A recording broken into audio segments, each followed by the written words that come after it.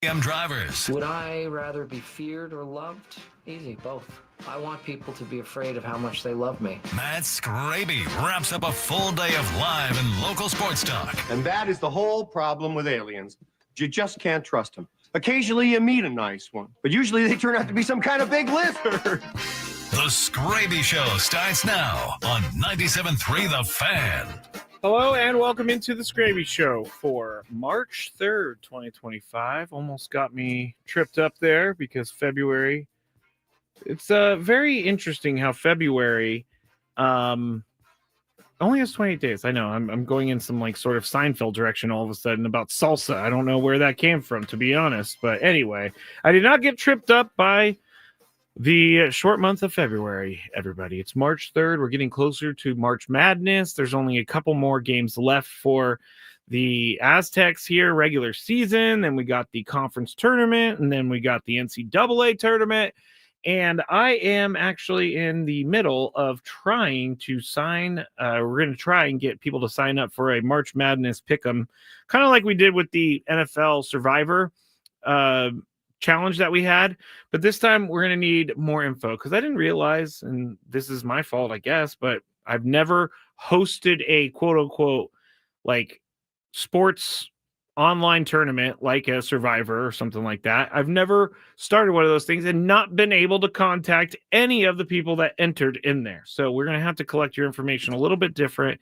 Again, there's going to be no prize. That's what we do here. That's why it makes it so easy and we can do it, because if we did attach a prize along to it, it would make things much more complicated. And quite honestly, I don't know legally if we would be allowed to do it. But when there's no prize, we could do it.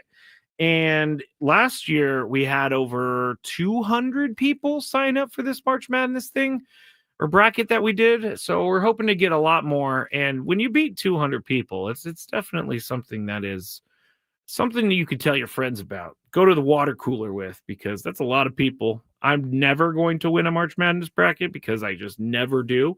Kind of like Chris Ello says it. He doesn't have good luck with March Madness brackets. But anyway, we're going to get that out to everyone and hoping that we can get a lot of people to sign up. Katrina asked, did you get the fantasy belt to the winner? You know what?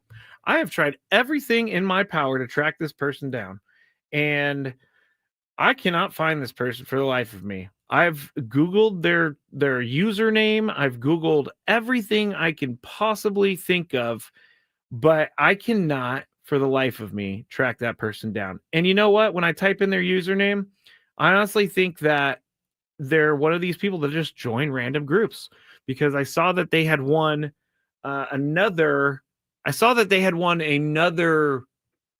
eliminator challenge somewhere else for another radio station. I don't know. It's very weird. But I did go and try to find this person. We still have the belt. I would recycle it, but it's got eliminator challenge on it.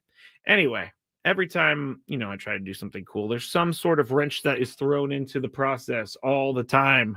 It's kind of annoying, but it is what it is, and we will make it through it. So keep a lookout on my social media, 97.3 The Fan SD social media, because we will be putting that link out there. Now, you can watch the show on YouTube if you want. Just go to YouTube, search 97.3 The Fan, or search The Skraby Show.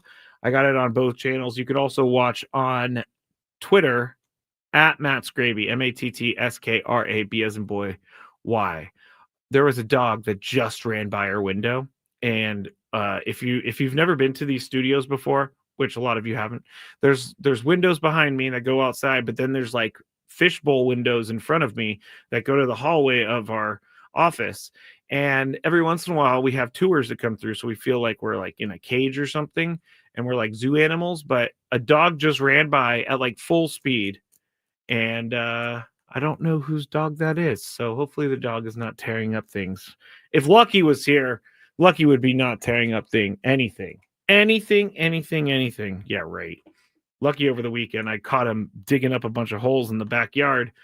And when I said, did you dig holes in the backyard? He looked at me and he had mud on his face. So yes, the answer is yes, Lucky. You've dug holes in the backyard. He's going to be 3. He needs to grow out of this hole digging that Lucky does. Anyway, that's another story. for another day. I wanted to quickly, before we get into anything, I wanted to talk about the Rancho Penasquitos Little League opening day emceeing that I did. And I gotta say, I was a little nervous, but the people there really made me feel at ease. The people there really made my job very easy.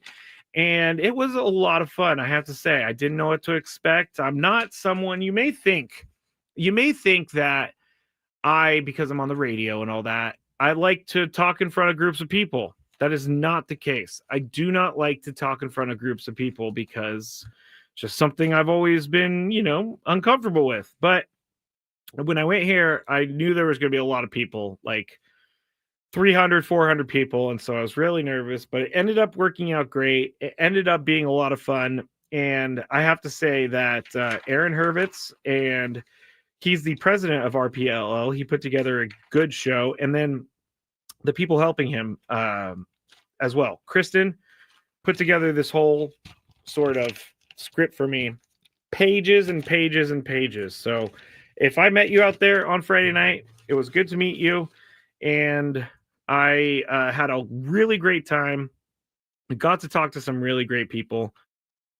I'm about to sneeze again. Everybody knows at this time, for some reason, I start sneezing by myself. I have no idea why. But I got to talk to some cool people there. My goodness, I'm sorry. This is what happens when you're by yourself. Anyway, I don't know why it always happens at this time. It's like Chris coughing during the show. It always happens at like 4:15 for some reason. But anyway, there was one funny thing at the end that I can make fun of myself for. And it says 7:30 p.m. Team Spirit winner. And then it says Matt Judges. And Judges is with a J. A capital J. Yes, Judges has a J in it, but a capital J. So when I went and announced, all right, it's time to find the Team Spirit winner, everybody get loud type of thing. And I was like, I need Matt Judges over here. Where's Matt Judges? And they were like, no, that's you. That's you. You judge. I'm like, oh, all right. So, and then I got on the mic and I was like, well, I didn't read the script correctly because I apparently am the one judging, which put a lot of pressure on me. So long story short, thank you to Aaron. Thank you to Kristen. Kristen made my life really easy. Aaron made my life really easy. And Rancho Penasquitos Little League, thank you for having me. It was awesome. I would do it again for sure. I really got into it, and it was really pretty fun, actually. All right, let's get into the Padres from over the weekend. Padres off day today, so no games for us to talk about. All the Padres players had the day off as well. So it's a pretty quiet day in Padre land. But if I wanted to, because so much had happened over the weekend. First off, I titled my YouTube today, Tirso Time, because it is Tirso Ornelas time. I'm ready for him to make this team. I know there's still some time to go in spring training, but I think he's shown at least enough for you to give him a shot. I think that what he's done in spring training is something that you can't shy away from. You can't look away from. And it does kind of feel like one of those players that is going to make the team on opening day. There have been players over the years where you're not sure if they're going to make the team, but they end up making the team. And sometimes you could tell. And it seems like Tirso is one of the players this spring that you can tell would be a good person to have on this team come opening day. Now, I don't know where you put him, really, because you already have your Connor Joe, Jason Hayward left field platoon. I don't think that Jason Hayward is going to not be on the opening day roster. I think he will. They brought him in for a reason. Offensively, we all know where I am with Jason Hayward offensively. I don't think it's going to give them much help, but defensively and clubhouse presence, I think, is something that they will benefit from with Jason Hayward. He's not like, I hate when I come on here and I say bad things about players, and then in my DMs, it's like, why do you hate this guy so much? I don't hate them. I just don't think that Jason Hayward is going to be a bat that's going to get the Padres to the World Series. Maybe he will turn it on when the season happens, but I just can't bake on that. That's why I want to see Tirso Ornelas on the starting opening day roster. I want to see him over guys like Yuli Gurriel. Even if you need a guy off the bench, you can go with Tirso. You could go with one of the Connor Joe or the Jason Hayward. You can go with several guys off the bench. But if you need a DH, Tirso might be a good DH. Now, I'm a little bit hesitant to put someone like Tirso Ornelas into the DH position just because he's never really seen consistent big league pitching. And so I would like to see him have to do it first when he was playing left field. But I don't know that he could come in right away and be a DH. They need to see what he could do against big league pitching. But I really, really like what I've seen from him so far. Spring training. It's been what fans told me was going to happen, and I should have listened earlier. Through the first 7 games, Tirso has gone 7 for 15, 4 doubles, 1 homer, and 3 walks. Also, he has played some pretty good left field at times. Tony has told me on and off the air that Tirso moves very well for a bigger guy out in left field, and he was very surprised at how he was able to move so well in left field. So it's not outside the realm of possibility to see him playing some left field.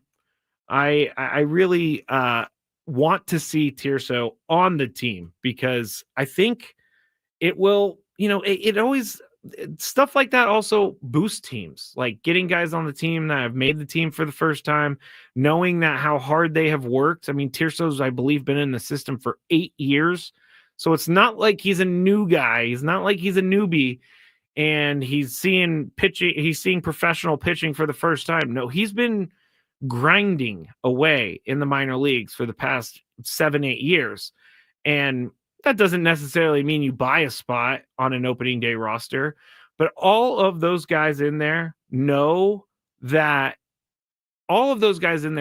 hard he has worked to get to the point where he can make an opening day roster. And that gives good vibes to the team. Again, you're not going to bring in guys just on good vibes unless your name's Jurickson Profar, but I do think Tirso is going to be able to hold his own. And I really want to see what he could do. I'd much rather give Tirso 20 games, 25 games, 30 games in the beginning of the year to try to figure it out. And then if he can't, then you make an adjustment. I don't think there's anything wrong with that. But I would much rather give him the time on the roster than Yuli Gurriel. We already kind of know what he's going to do. Is he a veteran hitter? Yes, but he's going to be 41. I mean, there are reasons as to why Yuli Gurriel is not a good option for the opening day roster.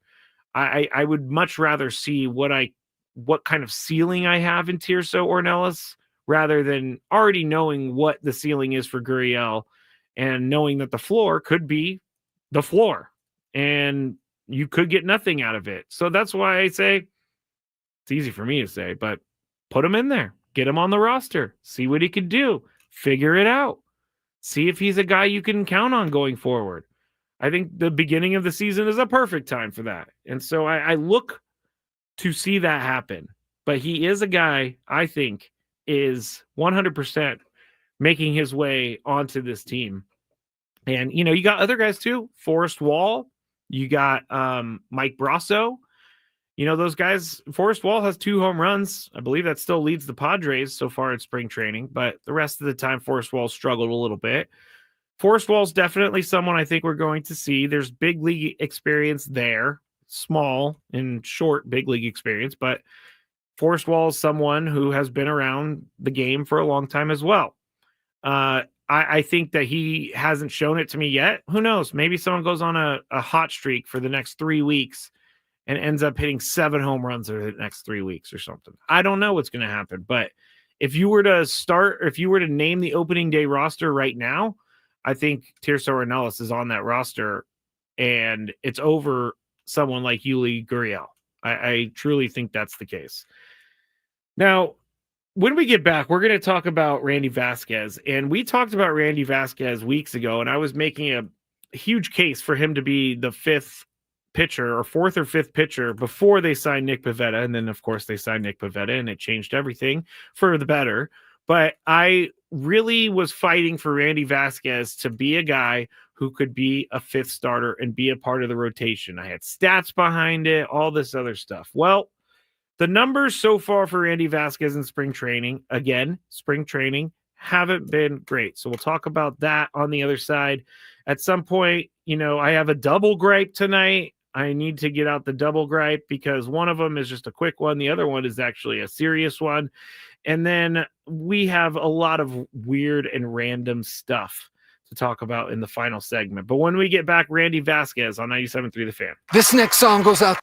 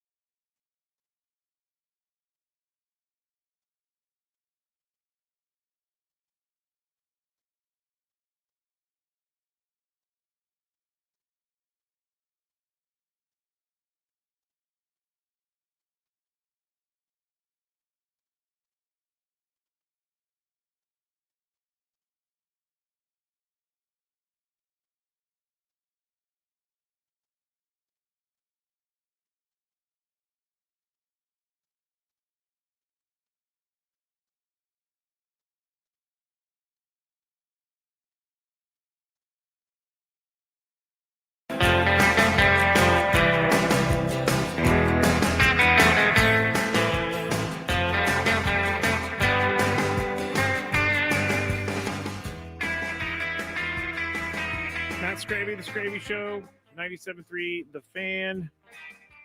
You can watch the show. Go to the Skraby Show on YouTube or 97.3 The Fan. And you could also watch on X at Matt Skraby, on Twitch at 97.3 The Fan, Facebook 97.3 The Fan. You can find it everywhere. We're going to talk about Randy Vasquez in just a second. But I watched a whole entire series over the weekend. It's a new one. It's Netflix, and it is called 0 Day. Now, I'm not going to give anything away, but I like apocalyptic stuff. There is a tinge of apocalyptic stuff in there.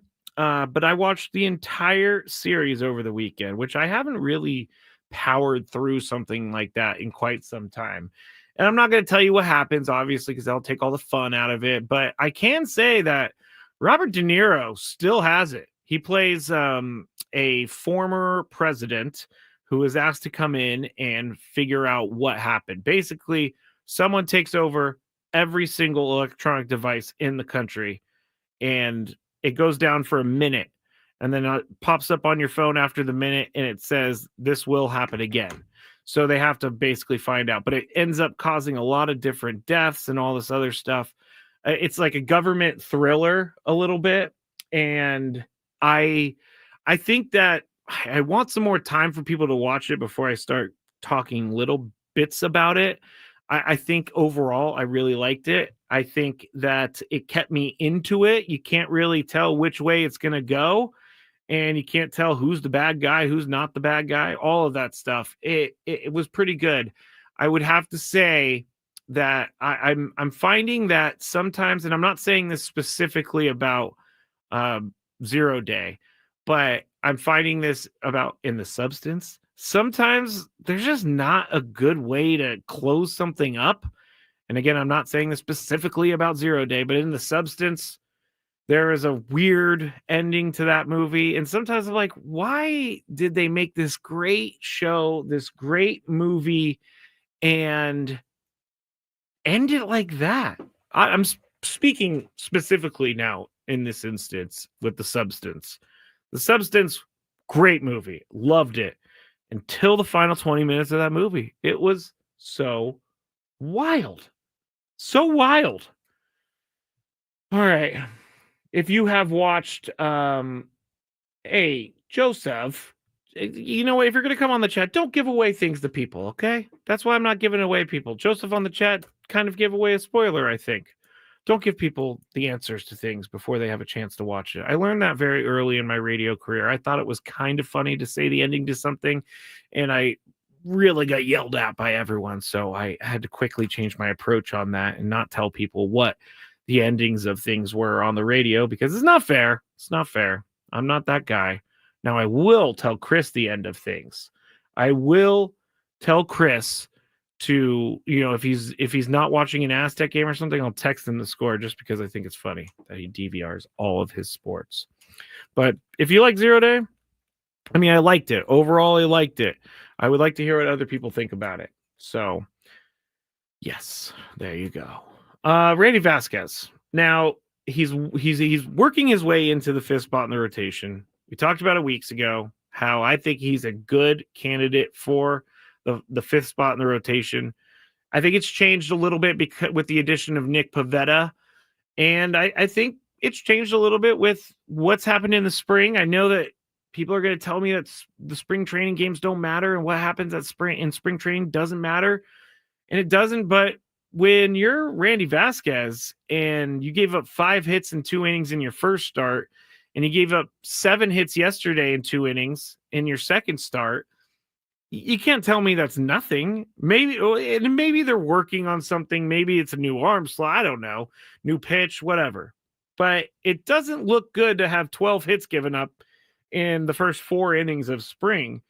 And that's the type of thing. And we've used traffic cop as a way to describe Randy Vasquez before. And mostly Mike Schilt has said he's a traffic cop, meaning there's a lot of traffic out there on the bases, but he ends up getting around it somehow. That's not going to work every time. You can't rely on him to get out of jams all the time. And I don't know. Give him 2 more starts, and if he doesn't show that he can get guys out, then I don't know that you could start with him in a rotation on the team right out of opening day. We were just talking about Tirso Ornelas making the roster opening day. Right now, I don't really know who the 5th starter is, but Matt Waldron's pitched really well, and I think Matt Waldron showed last year that he can handle it.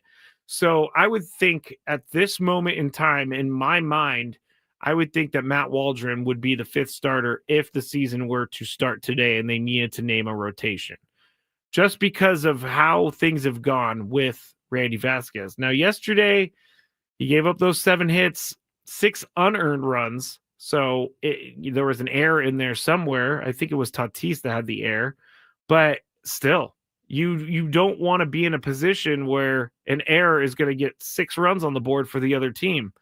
I'm a fan of Randy Vasquez, but what I've seen so far is not what I think the Padres are looking for. And I think the Padres, I think that they are more leaning in a way of a guy who's more consistent with his pitching last year, and that would be Matt Waldron. Rod says, Yu Darvish, King, Cease, Pivetta, and Waldron. I like that one. I mean, that's basically how I think it's going to go. You could interchange the top 3, you, King, and Cease. You could interchange all of them. But I do think that is the way it's going to go. Although, and no one says anything about it, that's an all-righty rotation. And yes, the matchups work out later in the game with the bullpen and everything. But an all-righty rotation, everybody cool with that? I don't really have an aversion to it one way or the other because those are some good pitchers. Doesn't really matter at a certain point when you have a lefty versus a righty, as long as you can throw strikes and get guys out. But Randy Vasquez is not getting guys out right now, and he's not putting his best foot forward. I was going to say right foot, but Chris corrected me last week. Best foot forward this year, or this spring training so far, of making the rotation. And I have to disclaimer it one more time. I know it's spring, and I know it's early, but I personally go by each start for these pitchers. If you're not bringing it in spring training, what's to tell me you're going to be good during the season, during the regular season? I don't have any indication that I can trust Randy Vasquez starting a game right now. I do think it'll be fine. He'll figure it out. It's spring training, but there is going to be someone left off that rotation. And right now, in my mind, it is Randy Vasquez. I was also very surprised. We talked about Buster Olney's ranking of the top 10 relievers in baseball. I was also very surprised that there were no Padres in the top 10, and Jeremiah Estrada was the only Padre even mentioned, and he was with the last honorable mention of the article. I would have thought, as Tony said earlier and Chris said earlier, I would have thought maybe Jason Adam would have made it. Robert Suarez, he closed a bunch of games last year. There were some times when he struggled, but I wouldn't say that he's not good because of that. I was very surprised about this, about them not having one reliever on the list, which is kind of weird. There was Tanner Scott was on the list, who obviously former Padre, but he was number 3 on the list. And there was a lot of other guys that are, in the AL that we don't really see all that often, but very surprised about that. There were no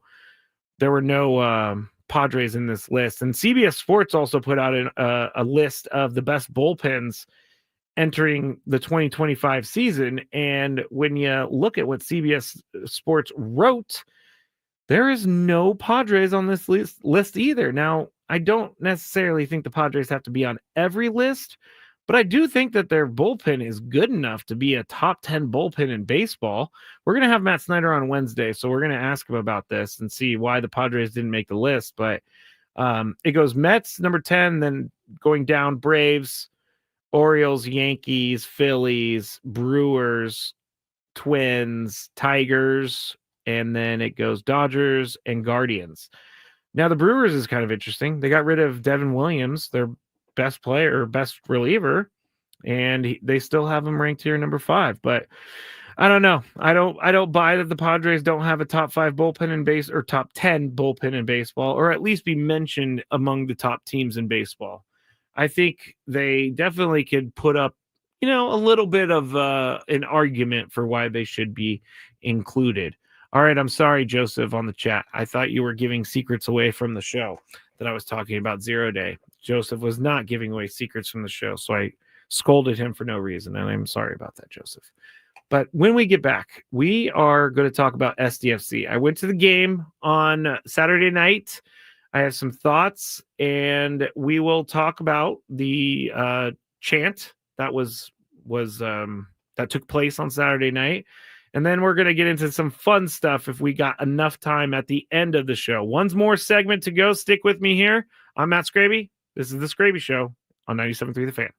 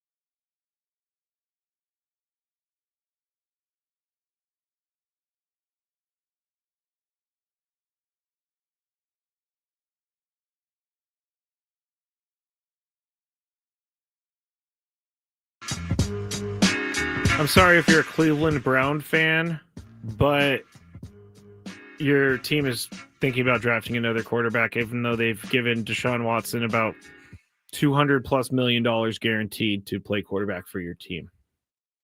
Sorry, Browns fans. And Myles Garrett wants out. It's not good for Browns fans right now. I mean, they had terrible year. They've had some decent years lately, but that move for Deshaun Watson, put aside everything that's off the field with Deshaun Watson, it has been bad. It has been really bad for them. I mean, it hasn't worked out. It doesn't look like Deshaun Watson is anywhere close to what he was with the Texans. And they just straight up gave him $200+ million fully guaranteed and named him their quarterback, ignored everything on the outside. Terrible, terrible decision. Terrible decision. And that's why the Browns have had 40 quarterbacks start for their team since 1995. There's a fan with a jersey that has all the names of all the quarterbacks that have started for the Browns over the years, and it's kind of hilarious because the names keep on going and going and going and going. Joseph said, "What's worse, being a Browns fan or a Jets fan?" I think it's actually probably Browns. I think you're at least with the Jets, you have Aaron Glenn, who gives you a little bit of hope about the future. He's already put his foot down about Aaron Rodgers dictating when he comes to work and all that stuff. Aaron Rodgers no longer with the Jets. I would much rather be a Jets fan. You're moving at least in the right direction or a different direction. With the Browns, you're stuck with Stefanski, who I'm not even a big fan of. I don't know why people love Kevin Stefanski so much. He's as mediocre as Mike Vrabel. Yes, I know that. I know that really irks people when I say that about Mike Vrabel. I can't wait for the season to start to show how mediocre he really is. But let's see.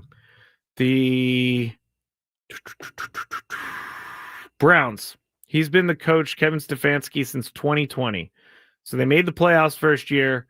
Then they went 8-9, 7-10. They were 11-6 2 years ago. They lost to the Texans in the wild card game when Joe Flacco threw 3 interceptions in the beginning of the game. And then last year they went 3-14. I don't understand why that would be considered a good coach. I don't know. I don't know why people are always constantly putting him up there for coach of the year. Out of the 5 seasons he's coached, he's made the playoffs twice, which is very good, but he's also been under 500 3 times, and he was also 3-14 last year. And you could say, oh, that's his fault because he had Deshaun Watson. Yeah, that is his fault. If you're a coach, you're expected to win. You're expected to put a winning product on the field. And the Browns have not been putting a winning product on the field.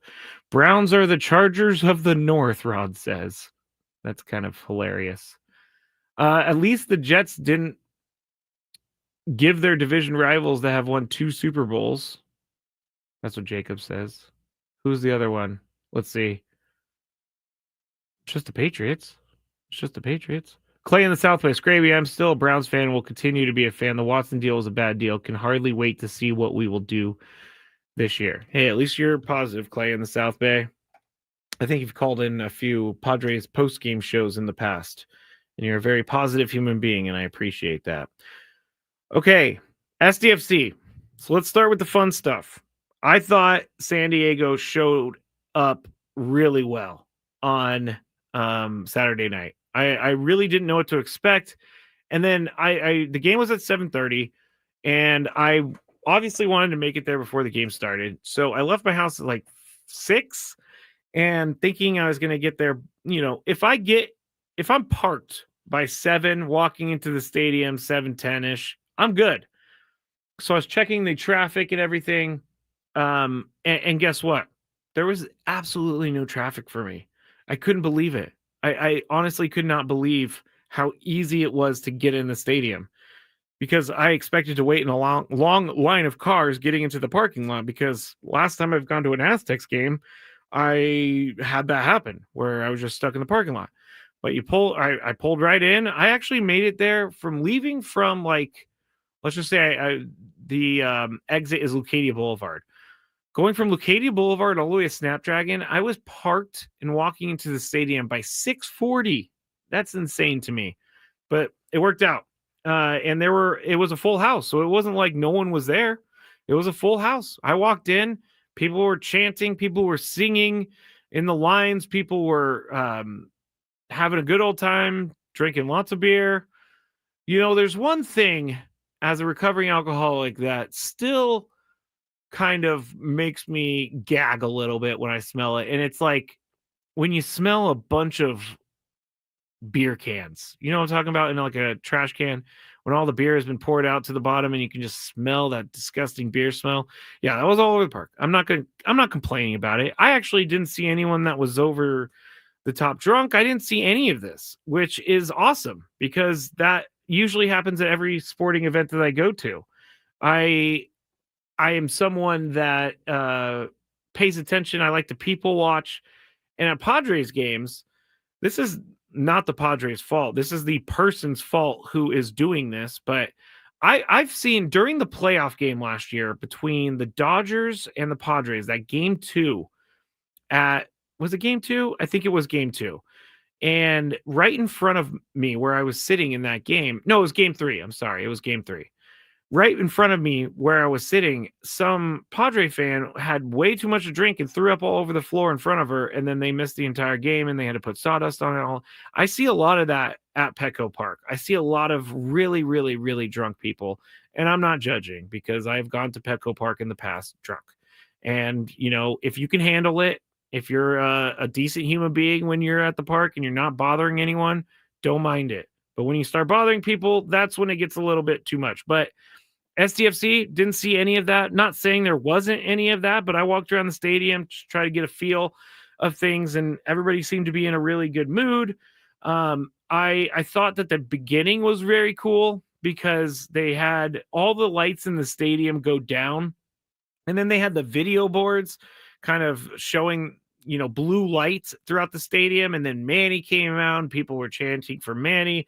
I would play the video that I took, but you can go to my Twitter at Matt Skraby. You can't really hear it all that well, so there's no real point in playing the video. But Manny got out there and he was chanting. Tony said he talked to Manny after it and said it was awesome. I got to say, it did feel awesome as a city of San Diego to kind of be behind something like this. Now, the 0-0 score that we got, I've been seeing some of this on social media, and I say it to the stuffy golf people as well. Like, you're not making someone want to be a part of that sport if you're going to complain about something that they do or don't know, or something that they say. Like in golf, if someone doesn't wear like a collared shirt and someone calls them out for it, that's stuffy golf people. I don't care what kind of shirt you wear on the golf course, as long as it's not tank top. I don't like tank tops either. Sorry to all you tank top people out there. As long as it's like a regular shirt, I don't care. And you have pants on, I don't care. But some golf people are like, you can't play the game of golf if you don't have a collared shirt and your shirt is tucked in and you have stupid shoes. You can't play the game of golf. I hate those people because it doesn't allow people easy entry into the game. Now, when I say it's 0-0, to me, as an American sports fan who grew up with nothing but American sports, I expect scoring. Think about how our sports are. We have grown up on football and baseball. Baseball never ends in a tie. Now, there might be a 1-0 game here and there, but there's more often than not, they're scoring more than one run. 0-0 doesn't mean it was a bad game.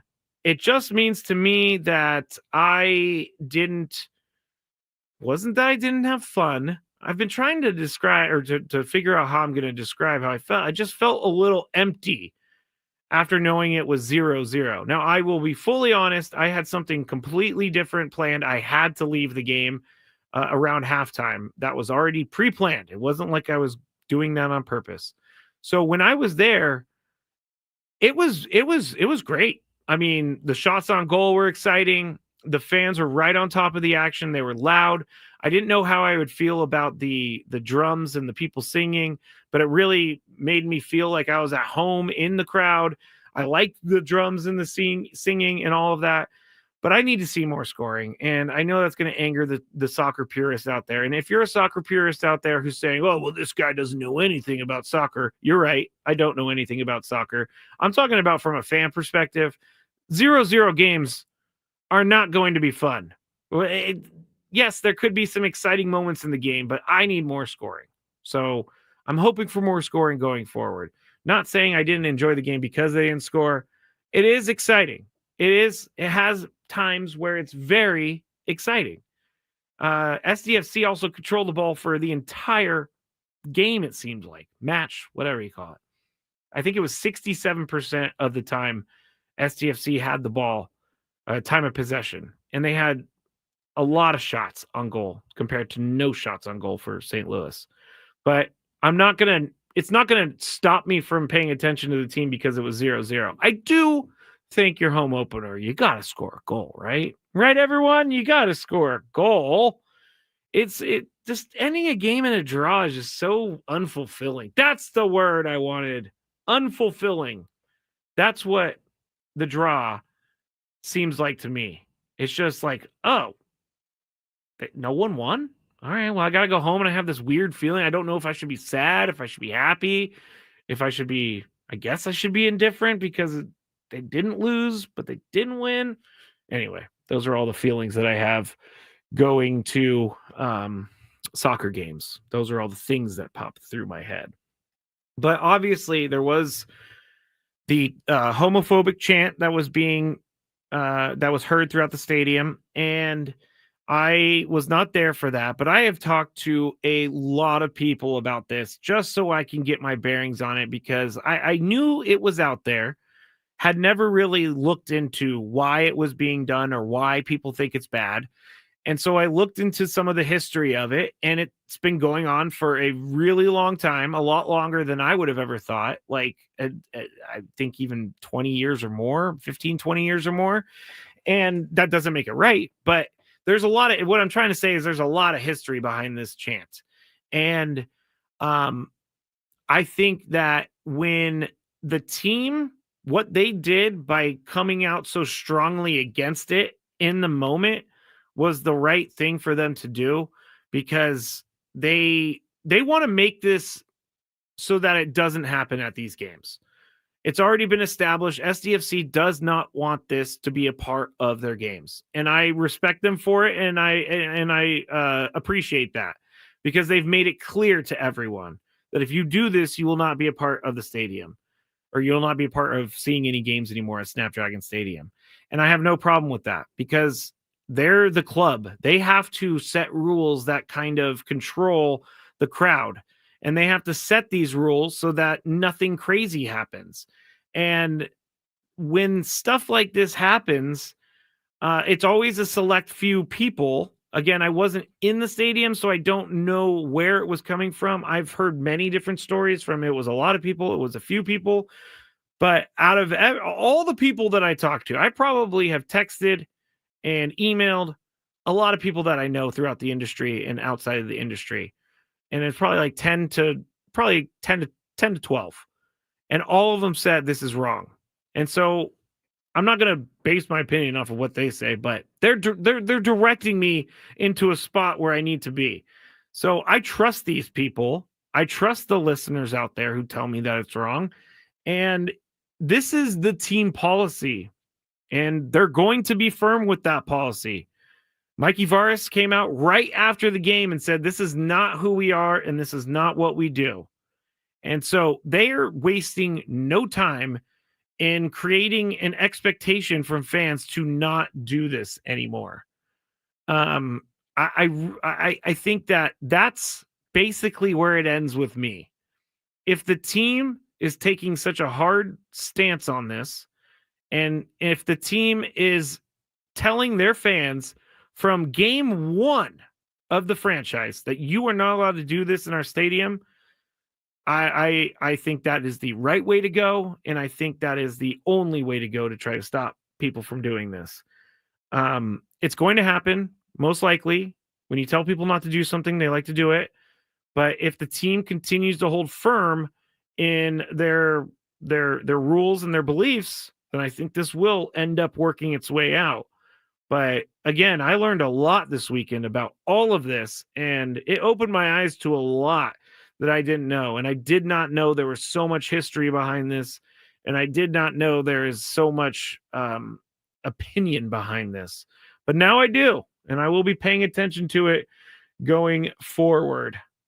All right. I think it's time for this. What's annoying Skraby today? Let's find out. It's time for the Daily Gripe.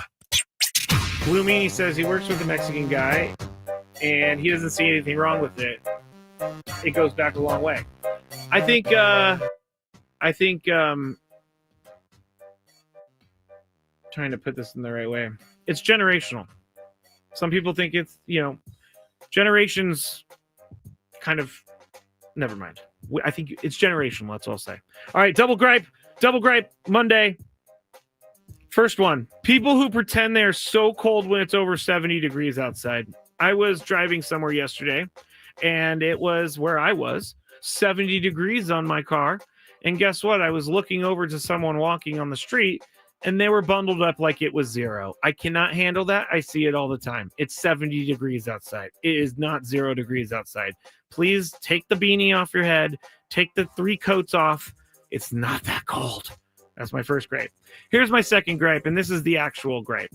And it is that people who treat workers terrible.